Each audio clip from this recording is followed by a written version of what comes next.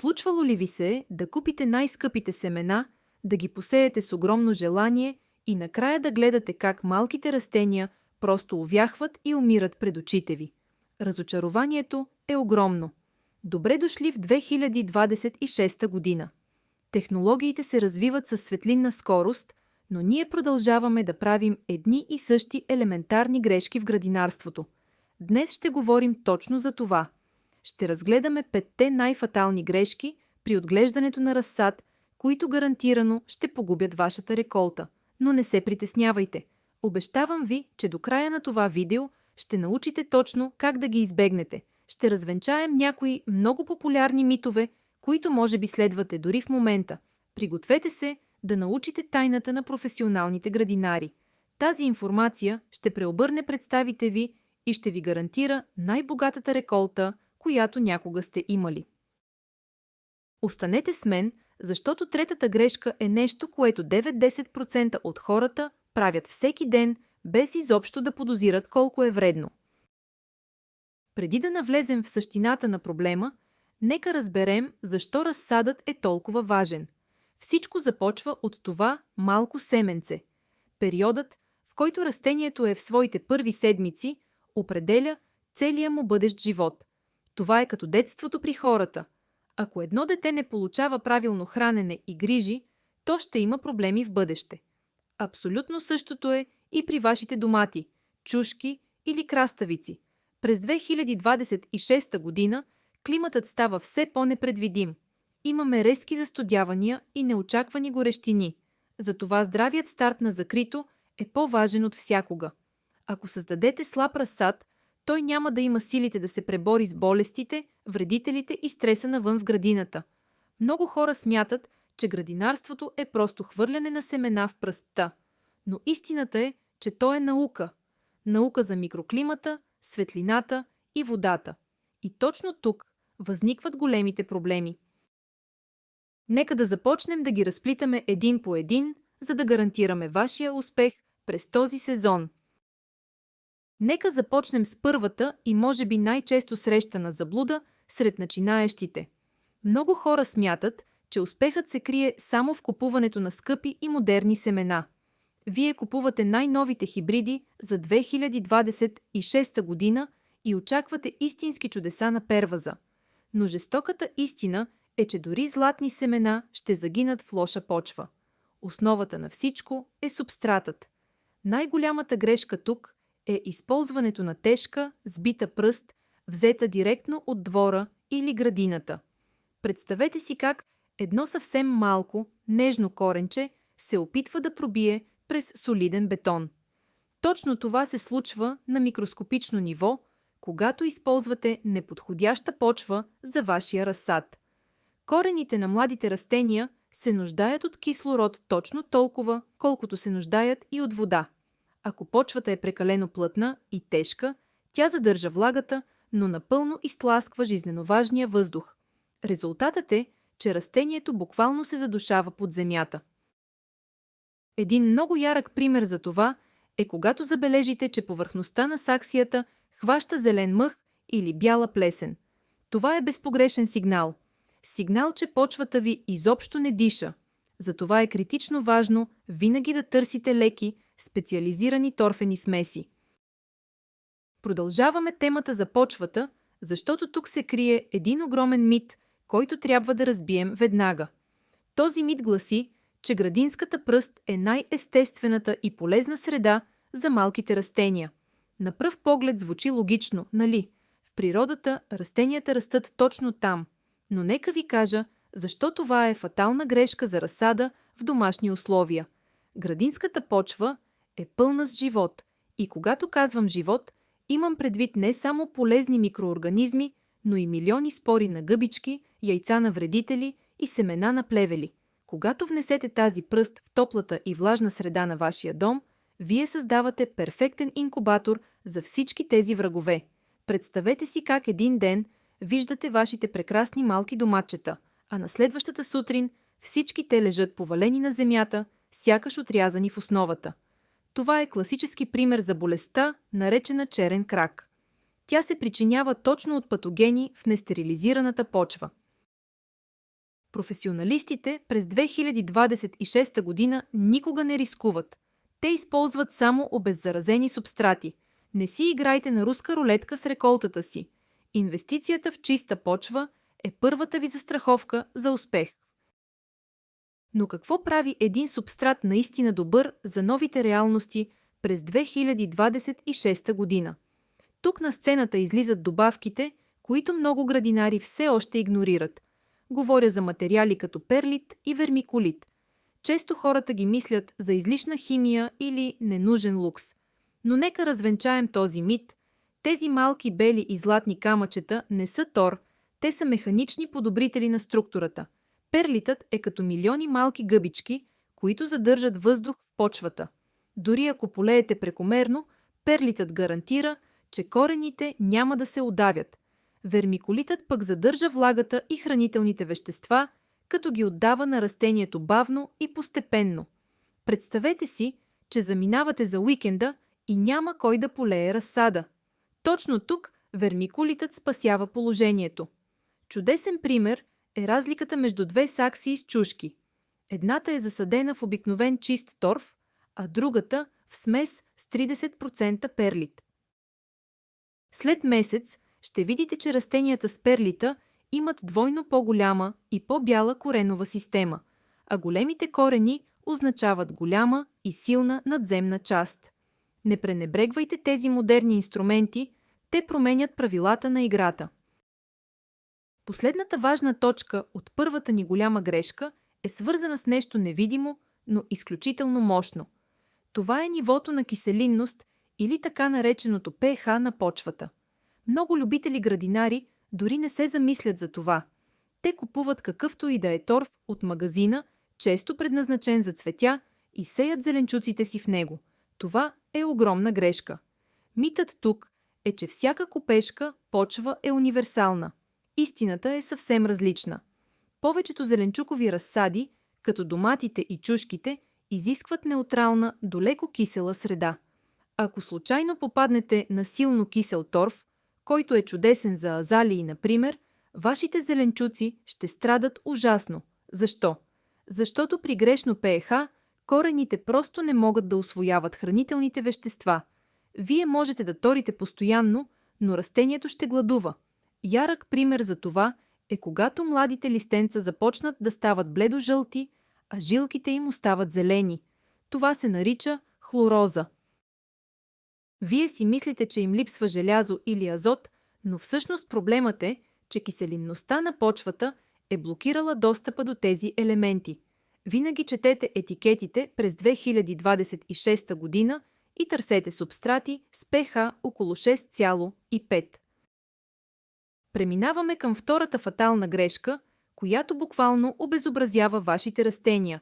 Става въпрос за светлината, или по-точно за нейната критична липса. Най-големият мит, в който хиляди хора все още вярват, е, че слънцето през прозореца е напълно достатъчно за един здрав разсад. Нека бъдем реалисти.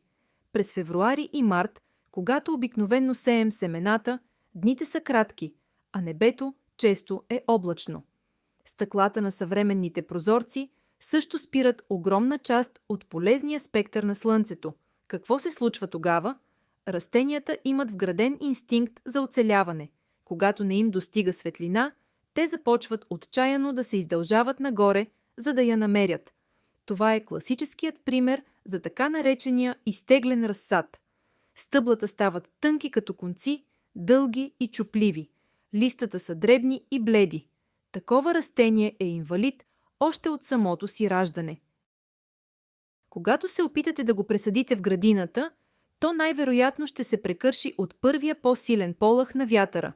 През 2026 година разчитането само на перваза на прозореца е сигурна рецепта за провал. Допълнителното осветление вече не е лукс, то е абсолютна необходимост за качествен старт. Но тук идва следващият проблем със светлината. Много хора осъзнават, че им трябва лампа и просто слагат обикновена кружка за четене над разсада. Това е поредният опасен мит. Митът, че всяка светлина е полезна светлина. Растенията не виждат света като нас. Те се нуждаят от специфичен спектър от цветове, за да извършват фотосинтеза ефективно. Обикновените крушки с нажежаема жичка дават предимно топлина и жълта светлина, която е напълно безполезна за зелените листа. За да изгради здраво и дебело стъбло, разсадът се нуждае от синя светлина. За да развие добра коренова система и по-късно да цъфти, му трябва червена светлина. Ето защо съвременните фитолампи светят в тези странни лилави или розови нюанси. Пример за тази грешка е когато сложите разсада под силна, но обикновена жълта лампа. Вие плащате сметката за ток, лампата свети ярко, но растенията продължават да се изтеглят и да страдат. Инвестицията в правилна LED фитолампа с пълен спектър е това, което отличава успешния градинар от разочарования любител днес. Технологиите са достъпни, просто трябва да знаем как да ги използваме правилно. Сега нека обсъдим продължителността на осветяването. Тук се крие една много интересна и малко позната грешка.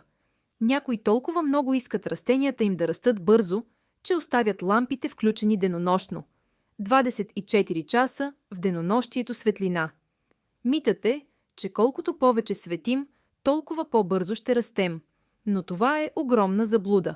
Растенията, точно като хората и животните, имат нужда от сън.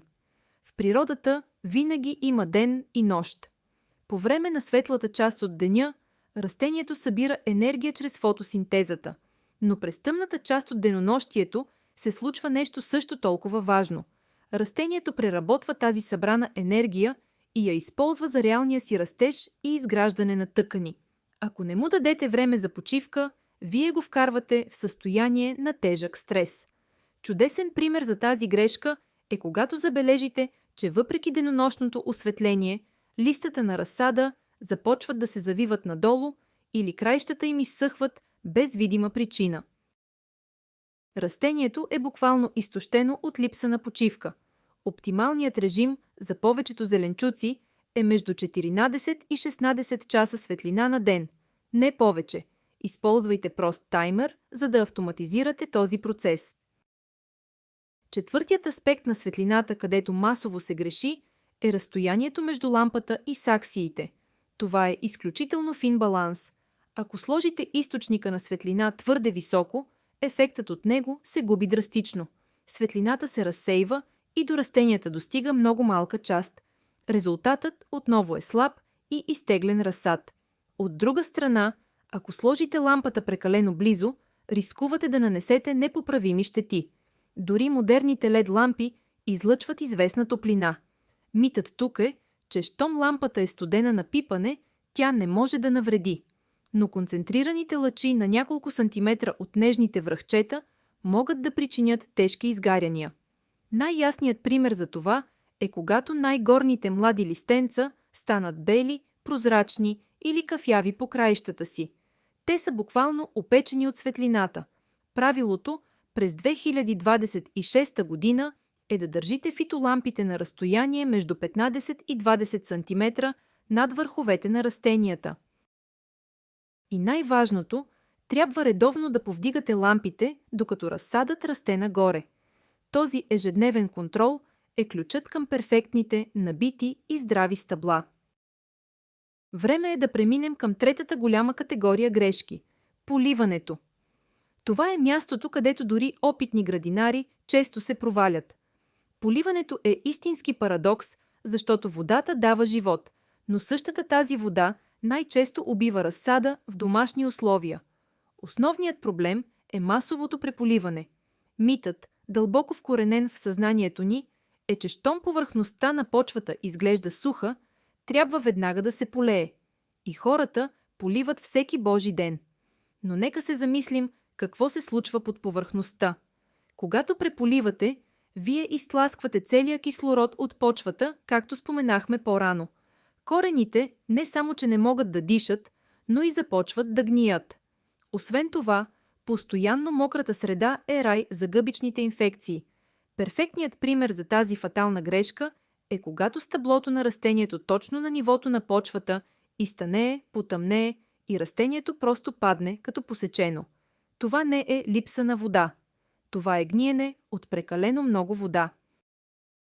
Винаги проверявайте влажността в дълбочина преди да полеете. Мушнете пръст в почвата на няколко сантиметра.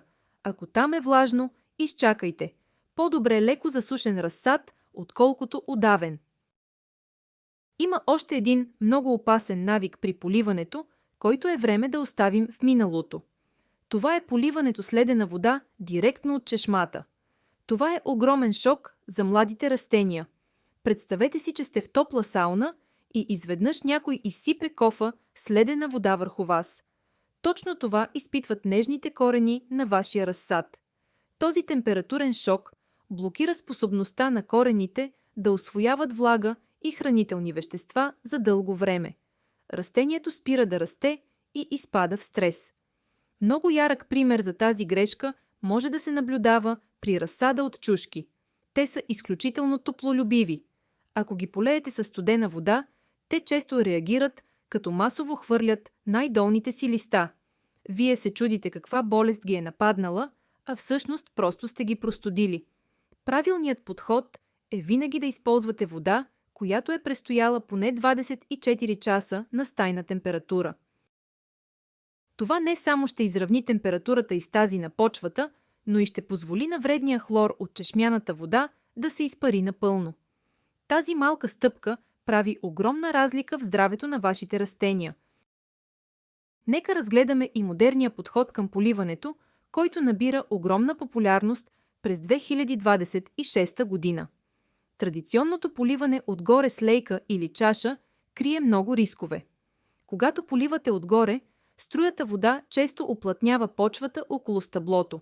Освен това, водата може да попадне върху нежните листа, което увеличава риска от гъбични заболявания и изгаряния, ако лампите са включени. Митът тук е, че растенията трябва да се поливат така, както вали дъждът. Но в природата има вятър, който бързо изсушава листата. В стаята въздухът е застоял. Затова професионалистите използват метода на поливане отдолу. Как работи това? Саксиите, които задължително трябва да имат големи дренажни отвори, се поставят в дълбок съд или табла. Водата се налива в таблата, а не върху почвата. Почвата сама изсмуква точно толкова влага, колкото е необходима благодарение на капилярните сили. Пример за ефективността на този метод е перфектно сухата повърхност на саксията, което напълно предотвратява появата на мушици и плесен. След около 30 минути излишната вода от таблата трябва да се изхвърли. Това е революция в отглеждането на разсад у дома. Още един скрит проблем при поливането е свързан с самите съдове, които използваме. Много градинари обичат да рециклират стари кофички от кисело мляко или пластмасови чаши за кафе. Това само по себе си е чудесно за природата. Но тук идва критичната грешка. Те забравят да направят достатъчно големи и многобройни дупки на дъното.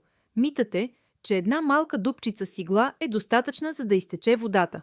Това е абсолютно невярно. Водата има повърхностно напрежение и една малка дупка лесно се запушва от малко парче торф или перлит. Когато това се случи, саксията се превръща в блато без изход. Водата се събира на дъното, където обикновено са най-активните корени и те започват да гният бързо и сигурно. Чудесен пример за това е когато повдигнете чашката и видите през прозрачната пластмаса как долната част на почвата е черна и прилича на кал, а корените там са кафяви и мъртви. Запомнете правилото за 2026 година. Дренажните отвори трябва да са големи и поне няколко на брой. Свободното оттичане на водата е ключът към здравата коренова система. Преминаваме към четвъртата основна група грешки. Това са проблемите с температурата и микроклимата. Много хора смятат, че щом са на топло в апартамента, всичко е наред. Най-големият мит е, че разсадът обича постоянна, силна топлина. Затова често виждаме саксийки, наредени директно върху или платно до горещи радиатори. Това е смъртоносно. Радиаторите изсушават въздуха до екстремни стойности. Влажността пада под 20%, което е по-сухо от пустинята Сахара. В такива условия растенията изпаряват влага през листата си много по-бързо, отколкото корените могат да я доставят. Резултатът? Класически пример са краставиците или дините, чието големи листа изведнъж започват да съхнат по краищата, стават хрупкави като чипс и накрая умират. Дори да ги поливате постоянно, те не могат да се справят с този горещ и сух въздух. Важно е да разберете, че високата температура е нужна само докато семената покълнат. След като видите първите зелени листенца, температурата задължително трябва да се понижи. Оптималната температура за растеж на зеленчуците през деня е около 20 градуса. Но тук идва една от най-важните тайни в градинарството, която масово се пренебрегва. Това е разликата между дневната и нощната температура. Митът е, че постоянната температура през цялото денонощие е най-добрата среда без стрес. Науката през 2026 година обаче казва друго. За да получите наистина силен, набит и устойчив разсад, вие трябва да имитирате природните условия. А в природата нощите винаги са по-хладни от дните. Ако поддържате висока температура и през нощта, растенията продължават да дишат интензивно и да изразходват енергията, която са събрали през деня, вместо да я трупат в корените и стъблото. Това отново води до изтъняване и издължаване. Един прекрасен пример за силата на температурните разлики е отглеждането на разсад за зеле. Ако го държите на 20 градуса денонощно, той ще стане като конец. Но ако през нощта свалите температурата до 8 или 10 градуса, ще получите ниски, силни растения с дебели, синьо-зелени листа. Опитайте се да осигурите поне 5 до 7 градуса разлика между деня и нощта за вашите домати и чушки. Това ще ги направи истински шампиони. Говорейки за температурата, не можем да пропуснем и един невидим убиец – микротеченията около прозорците. Вие слагате разсада на перваза, за да хване малкото слънце и си мислите, че му правите услуга. В стаята е топло, около 22 градуса. Но докоснете стъклото на прозореца през февруари. То е ледено. Митът тук е, че щом стайната температура е висока, растенията са в безопасност, но въздухът, който се охлажда от стъклото, се спуска директно надолу към саксиите. Корените на растенията се оказват в ледена зона, често с температура под 10 градуса. Това се нарича студени крака. Когато корените са студени, те спират да работят. Те не могат да пият вода и да усвояват фосфор. Един много показателен пример за тази грешка е когато долната страна на листата на вашите домати стане наситено лилава. Това е ясен симптом за фосфорен глад, причинен не от липса на тор, а от студена почва. За да избегнете това през 2026 година, винаги поставяйте изолационна подложка под саксиите. Парче стиропор или дебел картон може да спаси живота на вашия разсад. Последната температурна грешка се случва, когато се опитваме да проветряваме. Чистият въздух е жизнено важен за предотвратяване на гъбични заболявания и за укрепване на стъблата. Но как проветряваме? Често просто отваряме прозореца широко в студен пролетен ден, докато разсадът е точно под него. Това е огромен шок.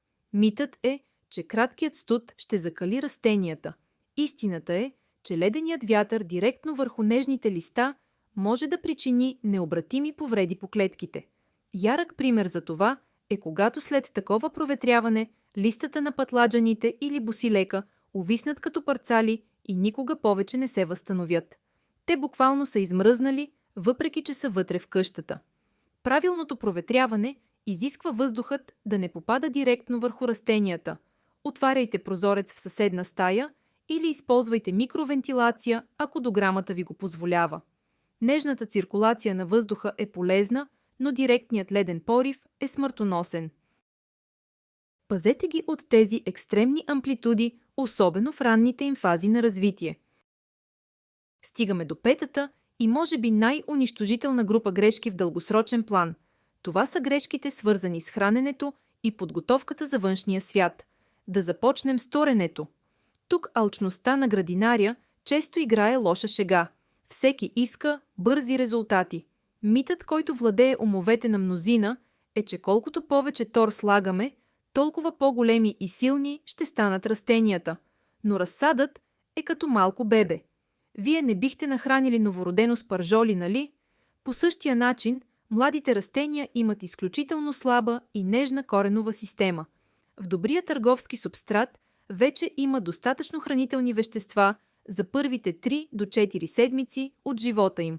Ако започнете да наливате синтетични торове още след поникването, вие буквално изгаряте корените им с химически соли. Класически пример за преторяване е когато краищата на листата внезапно покафенеят и изсъхнат, или самите листа се свият като лодка нагоре. Това е химическо изгаряне. През 2026 година правилото е по-добре леко недохранен разсад, отколкото преторен. Започнете да подхранвате едва след появата на втория чифт същински листа и то с половината от препоръчаната на опаковката доза. Един от най-трагичните моменти в отглеждането на разсад е свързан с пикирането. Това е процесът на преместване на малките растения от общия съд в индивидуални саксийки. Митът тук е, че корените не трябва да се пипат или безпокоят по никакъв начин. Хората често се опитват да извадят растението с огромна буца пръст, страхувайки се да не повредят нещо. Но истината е, че лекото прищипване на най-дългия централен корен при доматите всъщност е полезно. То стимулира растението да изгради мощна, разклонена коренова система настрани. Фаталната грешка при пикирането обаче е прегъването на корена. Когато поставяте коренчето в новата дупка, ако то е твърде дълго и се прегъне нагоре като кука, растението ще страда през целия си живот. То спира да расте и често загива без видима причина след седмица. Пример за това е разсад, който след пикиране просто стои на едно място и не пуска нови листа с месеци. За да избегнете това, винаги правете достатъчно дълбоки дупки в новия субстрат и се уверете, че коренчето виси право надолу, преди да притиснете почвата около него. И сега идва моментът на истината – закаляването. Това е стъпката, която дели момчетата от мъжете в градинарството. Вие сте отгледали перфектен разсад у дома. Той е зелен, висок и красив. Идва месец май и вие просто го изнасяте навън в градината и го засаждате под яркото слънце. Това е най-сигурният начин да убиете месеци труд за един следобед. Митът е, че щом навън е топло, растенията ще са щастливи. Но вие забравяте нещо критично. Вашите растения са живели в защитена оранжерия. Те никога не са усещали истински вятър и най-важното, никога не са били излагани на директни ултравиолетови лъчи. Стъклото на прозореца спира UV-лъчението. Когато ги изнесете директно на слънце, те получават тежко слънчево изгаряне. Най-болезненият пример е когато само за няколко часа прекрасните зелени листа станат бели, прозрачни като хартия и изсъхнат. Растението може да оцелее, но ще загуби седмици, за да се възстанови, а реколтата ви ще закъснее фатално. Този шок е абсолютно излишен и лесно предотвратим. Как се прави правилното закаляване през 2026 година? Това е процес, който изисква търпение. Трябва да започнете поне 7 до 10 дни преди планираната дата за засаждане в градината. Първият ден изнесете растенията навън само за 1 час и то в пълна сянка, на място, защитено от силен вятър. На втория ден увеличете времето на 2 часа. На третия ден ги оставете да усетят слабото утринно слънце за кратко. И така, ден след ден, постепенно увеличавайте времето и излагането на директно слънце и вятър. Този процес кара растенията да променят структурата си на клетъчно ниво. Те създават защитен слой върху листата си и стъблата им загробяват. Пример за успешно закален разсад е този, който е придобил леко лилав оттенък по стъблото и листата му са станали твърди и кожести на пипане. Такова растение е готово за битка. Когато го засадите в градината, то няма да преживее никакъв стрес и ще започне да расте и да цъфти веднага. Това е финалната тайна, която гарантира, че целият ви предходен труд ще бъде възнаграден с планини от вкусни зеленчуци. И така, Нека обобщим какво научихме днес, защото тези детайли променят всичко. Видяхме, че успехът не зависи от късмета, а от избягването на 5 ключови капана. Разбрахме, че тежката градинска пръст задушава корените и ги разболява. Открихме тайната на правилния спектър светлина и защо растенията се нуждаят от сън, точно като нас. Научихме, че водата от чешмата може да бъде леден убиец и че поливането отдолу е стандартът за 2026 година. Осъзнахме силата на температурните разлики за създаване на силни стъбла и най-вече разбрахме защо рязкото изнасяне на слънце е фатално за нежните листа. Прилагайки тези модерни знания, вие вече не сте просто любител, а информиран градинар, готов за рекордна реколта. Ето това е истинският поврат. Ако това видео ви е било полезно и ви е спасило поне малко нерви и растения, моля, харесайте го и се абонирайте за канала. Това ни помага изключително много да създаваме още безплатно и качествено съдържание за вас. А сега искам да ви попитам нещо. Коя от тези 5 грешки сте правили най-често досега? Споделете своята история в коментарите по-долу, нека се учим заедно от опита си. Благодаря ви, че гледахте и до нови срещи в градината!